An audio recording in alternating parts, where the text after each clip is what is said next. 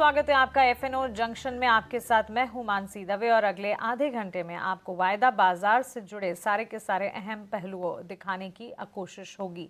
बाजार की चाल पर एक नजर, उसके बाद वायदा बाजार की तकनीकी बारीकी की तरफ आगे बढ़ेंगे। लेकिन इस वक्त मार्केट्स की अगर बात करें, काफी हद तक मार्केट में वॉलेटिलिटी और कमजोरी का दौर है और नए हफ्ते की शुरुआत भी इसी कमजोरी के साथ हमने की है। निफ्टी में वैसे हम देख रहे हैं 8 महीने की निचले स्तर नजर आए, वहां से रिकवरी मोड इस वक्त जरूर देखने को मिल रहा है। लेकिन अगर आप देखेंगे एडवांस डिक्लाइन रेशियोज में भी डिक्लाइंस का पलड़ा भारी है। 22,600 के नीचे इस वक्त जो है निफ्टी ट्रेड करता हुआ 22,581 के लेवल्स पर लाल निशान। बिकवाली का दबाव बैंक निफ्टी में भी है। निचले स्तरों से भले ही सुधार और रिकवरी दिखी हो, लेकिन गिरावट इतनी ज्यादा हावी हो चुकी है कि अब मार्केट का टेक्सचर जो है ठीक होने के लिए टाइम और काफी हद तक बूस्ट और पॉजिटिव पॉइंट्स की जरूरत होगी। कहां से आएंगे वो पॉजिटिव पॉइंट्स, लगातार इसका इंतजार है। लेकिन इस वक्त अगर आप देखें large cap, mid cap, benchmarks, broader markets, हर तरफ बिकवाली और गिरावट का रुझान है। IT sector, metal stocks, renewable energy वाले स्टॉक्स, रियल एस्टेट, हर सेक्टर हर पॉकेट में गिरावट है। और डिफेंसिव के तौर पर फार्मा एकमात्र स्पेस है जो कि बाजार को संभालने का काम कर रहा है। लेकिन चलिए अब वायदा बाजार की बात करते हैं। और वायदा बाजार की बातों में जहां हम लगातार हर रोज आपको एफएनओ जंक्शन में सबसे पहले कल कौन से स्टॉक्स, कल कौन सी रणनीति थी और वो रणनीति किस तरह प्ले आउट कर रही थी वो बताते हैं। उसके बाद आज के हमारे नए एक्सपर्ट को भी जोड़ते हैं। तो इसी प्रथा को आगे बढ़ाते हुए सबसे पहले एफएनओ का रिपोर्ट कार्ड कल का आपके सामने रखते हैं।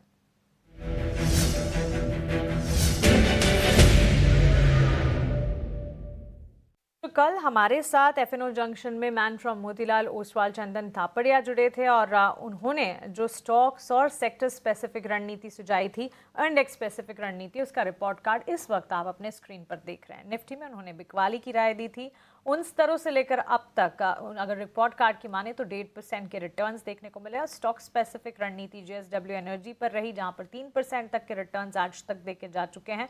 और एमएनएम में बिकवाली की रणनीति थी। और स्टॉक प्राइस की अगर बात करें, कल के दाम 2670 के इर्द गिर्द रणनीति उन्होंने दी थी। और वहां से अब इस वक्त अगर आप देखेंगे तो ऑलमोस्ट 5.5% के रिटर्न्स देखने को मिल रहे हैं। तो दमदार रिपोर्ट कार्ड। जीएनएफसी और जेएसडब्ल्यू स्टील भी कल के दाम की अगर बात करें, वहां से जो रणनीति उन्होंने सुझाई थी, स्टॉप लॉसेस हिट होते हुए दिखे हैं।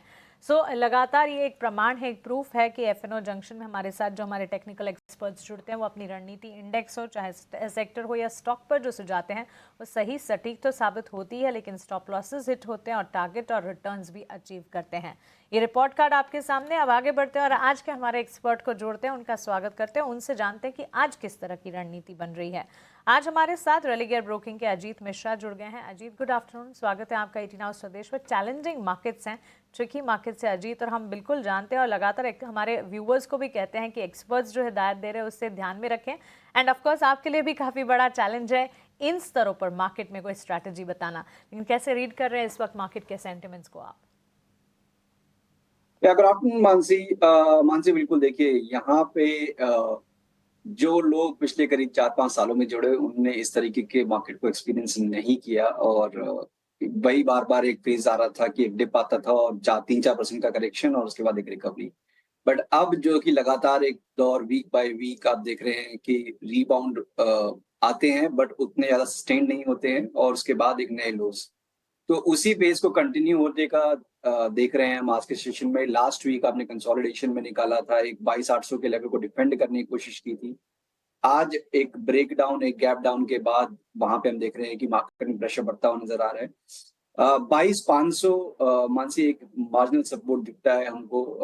अब वीकली एक्सपायरी, मंथली एक्सपायरी आने वाली है, तो वो एक फैक्टर है। बट बैंकिंग और आईटी, मान से ये दो सेक्टर्स थे जो कि मार्केट को आउट परफॉर्म कर रहे थे इस पूरे डिक्लाइन में। और इस वीक की शुरुआत इन दोनों के प्रेशर के साथ हुई है, तो ये एक अच्छा साइन नहीं है। इससे इंडिकेट ये हो सकता है कि जो सेक्टर अभी तक आउट परफॉर्म कर रहे थे, शायद लास्ट लेग में वही एक रीजन बने मार्केट की करेक्शन का, फर्दर करेक्शन का, जो कि अगर 22,500 के नीचे अगर हम स्लिप करते हैं तो 22,000 तक के लेवल्स भी इंडेक्स को टेस्ट करवा दे। तो ये देखते हुए 22,500 वाली जो मंथ एंड की पुट है, करीब करीब 67-68 के पास ट्रेड कर रही है। इसको as a hedge to your long positions definitely आपके पास होना चाहिए। और साथ ही साथ बैंकिंग जहां पे की प्रेशर बना हुआ है, वहां पे भी आप चाहें तो 48,000 वाली पुट मंथ एंड की करीब 94 के पास ट्रेड कर रही है। इसको 40 के स्टॉप लॉस के साथ करीब 200 तक के टारगेट्स के लिए लॉन्ग कर सकते हैं। निफ्टी दोनों पर अजीत एक बार अपने टारगेट्स वापस से दोहरा दीजिएगा। देखिए, पहला मैंने बोला आपको 22,500 वाली जो पुट है वो आपको लॉन्ग करनी है, 68 के पास ट्रेड कर रही है। अगर आप इसको केवल नेकेड लॉन्ग कर रहे हैं तो आप 31 का स्टॉप लॉस रखिए, करीब 115 तक के टारगेट्स रखिए निफ्टी के पुट के लिए। और मैं ये भी कहूंगा कि जिनके पास लॉन्ग पोजीशंस हैं स्टॉक्स की, उनको भी ये रखना चाहिए as a hedge to their long positions. उसके अलावा बैंकिंग, क्योंकि अब एक रीजन बन रहा है मार्केट के करेक्शन का, आईसीआईसीआई, एचडीएफसी, इनमें प्रेशर बढ़ रहा है। 48,000 वाली पुट जो कि करीब 93 के पास ट्रेड कर रही है, इसको भी लॉन्ग करने की रिकमेंडेशन होगी 40 के स्टॉप लॉस के साथ 200 तक के टारगेट्स के लिए। एब्सोल्युटली। तो चलिए इंडेक्स पर ही एक नजरिया बनता हुआ और अजीत की स्ट्रैटेजी आप अपने स्क्रीन पर देख रहे हैं, लेकिन अब बात करते हैं स्टॉक स्पेसिफिक चाल की और शुरुआत सीधा करते हैं लॉन्ग्स बिल्टअप, यानी कि जहां पर ताजा खरीदारी इस माहौल में हो रही है उसे समझकर।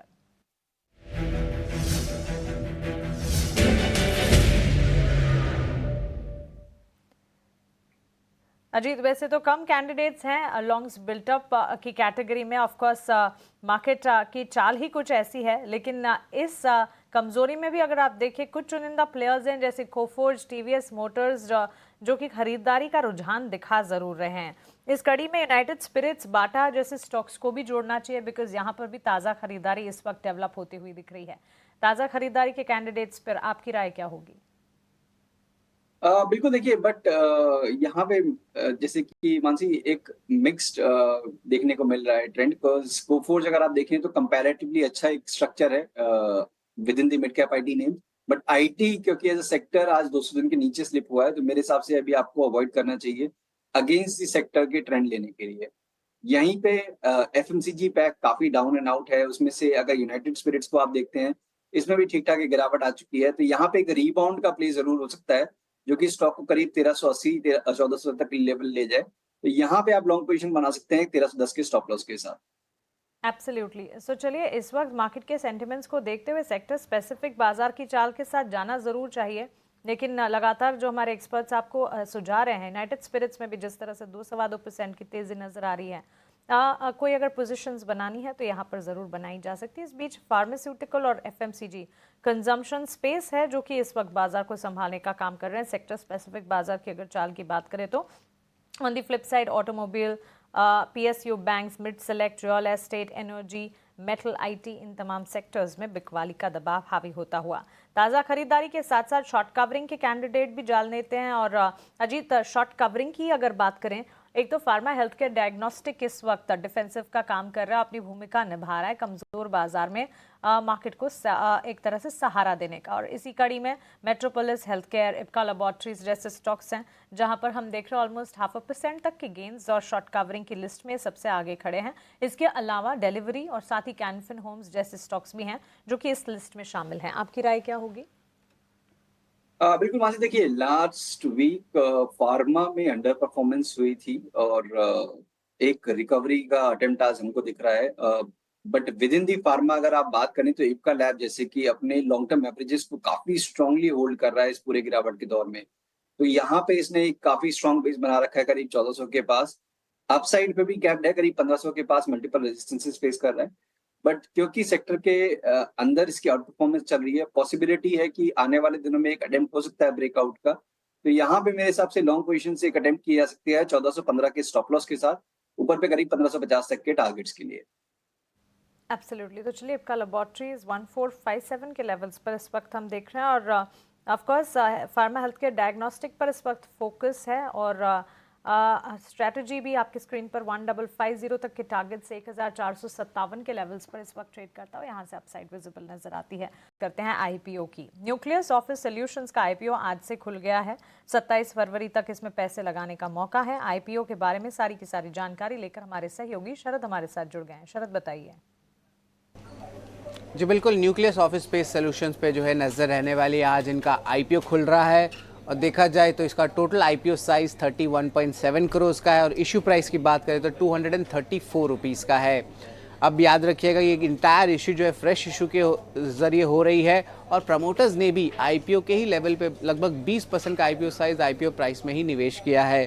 कंपनी की बात करें तो कोवर्किंग और मैनेज्ड ऑफिस स्पेस वाली है, फुल्ली फर्निश्ड जो है वर्क स्पेसेस बनाती है। लगभग 2800 कुर्सियाँ या सीट्स हैं इनके पास। 4 managed office Delhi NCR region में हैं और 7 फ्लेक्सिबल वर्क स्पेस सेंटर्स भी खुले हुए हैं। 78% रेवेन्यूज़ जो है लगभग कोवर्किंग स्पेस से आता है और 22% का जो रिमेनिंग है वो आपको मैनेज्ड ऑफिस स्पेस से देखने मिलता है। पिछले 3 साल में जो टॉप 5 कस्टमर्स की रेवेन्यू कंट्रीब्यूशन है वो भी कम हुई है। वो देखा जाए तो 51% से घट के 36% हो गए, यानी कि कॉन्सेंट्रेशन रिस्क अब कम है कंपनी को लेके। मार्की क्लाइंट्स की बात करें तो मोबीक्विक, नुवामा, सैमसोनाइट और महिंद्रा जैसे कंपनीज भी हैं। कोवर्किंग स्पेस की स्ट्रैटेजी में जो है स्टैंडर्डाइजेशन पे नज़र रहेगी और इसके अलावा टियर 2 और टियर 1 में भी जो है ग्रोथ की पोटेंशियल है, ये कंपनी ने कहा है। मैनेज्ड ऑफिस में लॉन्ग टर्म लीज टर्म्स की जो है बात हो रही है, जो कम से कम 9 साल की होनी चाहिए। अगर हम वही फाइनेंशियल्स और ऑपरेटिंग बात करें तो यहाँ पे जो है पैट और मार्जिन से सिग्निफिकेंट इंप्रूवमेंट पिछले 3 साल में देखने मिला और ऑक्यूपेंसीज भी देखिए तो लगभग 90% के पास आ चुकी है। आखिर में हम बताएंगे वैल्यूएशंस कैसे पैन आउट होती है अगर हम पीएस के साथ कंपेयर करें तो। याद रखिए सेमी आईपीओ, लेकिन जो मेन बोर्ड की आईपीओ है जहाँ पे ऑफिस स्पेस और ईएफसीआई इन दोनों के वैल्यूएशंस महंगे टाइप पे है। ऑफिस का ऑलमोस्ट 87 टाइम्स का पी पे और टीएफसी का 160 टाइम्स का जो है वैल्यूएशंस आ रहा है। अगर एसएमई के काउंटर पार्ट की बात करें तो न्यूक्लियस ऑफिस सॉल्यूशंस सस्ता है, 30 टाइम्स के पी पे आ रहा है। वही काउंटर स्पेस जो है हायर साइड में 35 टाइम्स का ये जो है पी नंबर है। राइट शरद, शुक्रिया आपका हमारे साथ जुड़ने के लिए और आईपीओ से जुड़ी सारी की सारी डिटेल्स हमें बताने के लिए। चलिए क्विकली अब जानते हैं ताज़ा बिकवाली के कैंडिडेट्स कौन से हैं, कहां पर फ्रेश शॉट्स इनिशिएट होते हुए दिख रहे हैं। इस लिस्ट में अगर आप देखेंगे ऑयल मार्केटिंग कंपनियां हैं, सीमेंट प्लेयर्स हैं, सिटी गैस डिस्ट्रीब्यूशन कंपनियां हैं एंड अजीत ओएनजीसी, सिंजीन, ग्रासिम जैसे स्टॉक्स हैं जो कि ताज़ा बिकवाली के कैंडिडेट्स बने हैं। On the face of it सबसे ज़्यादा गिरावट ओएनजीसी और सिंजीन में नजर आ रही है। बिल्कुल मानसी, देखिए यहाँ पे प्रेशर बिल्कुल मॉर्निंग से विजिबल है। बीच बीच में एक रिबाउंड के अटेम्प्ट हुए हैं, वो फेल हो रहे हैं। जिस तरीके से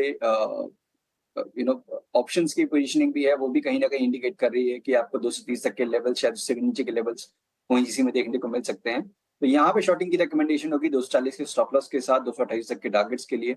वहीं पे सिंजीन थोड़ा सा ओवरसोल्ड लग रहा है, तो वहां पे आपको एक पॉज शायद बनते हुए नजर आ जाए। ग्रेसिम एक ऐसा स्टॉक है इन दिस लिस्ट जहां पे कि प्रेशर बढ़ता हुआ नजर आ रहा है with in the cement space. अभी हाल फिलहाल में इसने अपने प्रीवियस स्विंग लो को भी ब्रेक किया है, तो इंडिकेशन यहाँ पे यह है करीब 2320 से लेकर 2300 तक के लेवल्स यहाँ आने वाले दिनों में देखने को मिल सकते हैं। तो ये एक शॉर्टिंग कैंडिडेट है 2430 के स्टॉप लॉस के साथ। ओएनजीसी में सेल साइड विजिबल नजर आती है, 228 तक के लेवल्स भी और ज्यादा गिरावट पर देखने को मिल सकते हैं। अजीत, लॉन्ग्स अनवाइंडिंग के कैंडिडेट्स भी आपके सामने रखना चाहेंगे। चंबल फर्टिलाइजर, हुडको, आईआरएफसी, एमसीएक्स, जीएनएफसी, ये कुछ तमाम स्टॉक्स हैं जहां पर लॉन्ग्स अनवाइंड होते हुए नजर आ रहे हैं। फर्टिलाइजर स्पेस हो गए, हुडको, रेलवे स्टॉक्स हो गए, कमजोरी तो है ही, यहाँ पर कोई पिक बन रही है आपकी तरफ से? देखिए यहाँ पे इनफैक्ट थोड़ा सा मुझे लगता है कि स्ट्रेंथ है मानसी, बिकॉज अभी आपने लास्ट वीक ही चंबल फर्टिलाइजर में एक नया रिकॉर्ड हाई बनते हुए देखा था। जस्ट मार्केट के प्रेशर की वजह से थोड़ा सा यहाँ पे प्रॉफिट टेकिंग है। मेरे हिसाब से ये प्रॉफिट टेकिंग एक बाइंग अपॉर्चुनिटी की तरह आपको देखना चाहिए। मींस एक्यूमुलेट करिए स्टॉक को, करीब 538 पे ये ट्रेड कर रहा है, 530 से लेकर 540 के बीच में आप एक्यूमुलेट कर सकते हैं। एक स्टॉप लॉस 520 का मेंटेन करिए, 570 तक के पोजीशन टारगेट के लिए चंबल फर्टिलाइजर को आप लॉन्ग के लिए देख सकते हैं।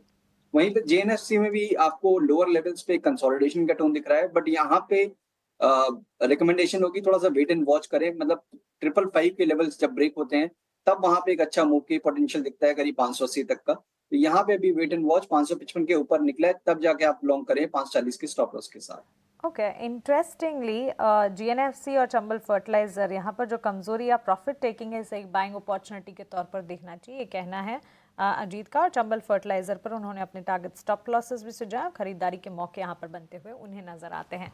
अजीत, अब आपके स्टॉक स्पेसिफिक रिकमेंडेशंस आज के लिए क्या हैं, ये जानना चाहेंगे। बिल्कुल मानसी, तो देखिए यहाँ पे जो बाय करना है आपको, स्ट्रेंथ को बाय करना है, तो उनमें से एक ऐसा नाम from the aviation space, Indigo का एक अच्छी कंसोलिडेशन अपने रीसेंट हाइस के पास से दिख चुका है स्टॉक, और आज के दिन पे भी ये स्ट्रेंथ दिख रही है। तो बेसिकली जो ये कंसोलिडेशन चल रहा था एक सिमेट्रिकल ट्रायंगल में, वो ब्रेक होता हुआ नजर आ रहा है और उसके हिसाब से 4700 तक के टारगेट्स नजर आ रहे हैं नियर टर्म में। तो यहाँ पे लॉन्ग की सलाह होगी 4480 के स्टॉप लॉस के साथ।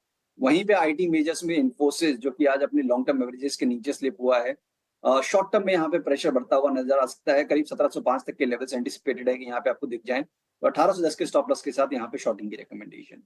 ओके तो चलिए ये एक राय आपको मिलती हुई स्टॉक स्पेसिफिक रिकमेंडेशन इन्फोसिस पर बिकवाली की रणनीति आईटी पैक में हम देख रहे हैं कमजोरी का रुझान है और साथ ही InterGlobe Aviation in fact InterGlobe Aviation के लिए आज सुबह एक पॉजिटिव ब्रोकरेज रिपोर्ट भी आई थी और उसके ठीक बाद हम देख रहे हैं 1.25% तक की तेजी भी है 4700 तक के टारगेट्स अजीत को भी नजर आते हैं 4561 के लेवल्स पर इस वक्त ये 1.25% की तेजी पर ट्रेड कर रहा है यहाँ से ज्यादा मजबूती के signs on the flip side sell call initiate करने की राय 1705 के लेवल्स पर इन्फोसिस पर 1705 के टारगेट्स मानकर चले 1761 से और ज़्यादा कमजोरी देखी जा सकती है 3% ऑलरेडी यहाँ पर गिरावट देखने को मिली रही है। लेकिन इसके अलावा अगर आप देखें कमजोरी का रुझान जहाँ पर हम देख रहे हैं हैवेल्स के स्टॉक प्राइस को एक बार टच बेस करना चाहेंगे 0.5% की गिरावट यहाँ पर भी देखने को मिल रही है। अजीत कोई राय हैवेल्स पर? देखिए हैवेल्स मानसी यहाँ पे अपने प्रीवियस स्विंग लो के पास एक रेंज में ये फंस गया है करीब 1480 से लेकर 1550। तो जब एक साइड का डिसाइसिव कुछ ब्रेक होगा तब शायद आपको एक मूव देखने को मिलेगा। तो अभी के लिए मेरे हिसाब से वेट एंड वॉच करिए 1480 के नीचे निकले तभी आपको शॉर्ट करना चाहिए 1520 के स्टॉप लॉस के साथ 1450 तक के टारगेट्स के लिए। ठीक है अजीत कोई डिस्क्लेमर आपकी तरफ से? शुक्रिया मानसी। तो देखिए जो भी स्टॉक हमने डिस्कस किए हैं पर्सनली इनमें से कोई भी स्टॉक मैं होल्ड नहीं करता हूं बट हमारे क्लाइंट्स के पास पोजीशंस हो सकती हैं। बिल्कुल शुक्रिया अजीत हमारे साथ जुड़ने के लिए सवालों के जवाब देने के लिए और वायदा बाजार पर साथ ही मार्केट्स पर अपनी रणनीति हमारे साथ शेयर करने के लिए। Have a nice day to you. और चलिए इसी के साथ एफएनओ जंक्शन को हम यहीं समेटने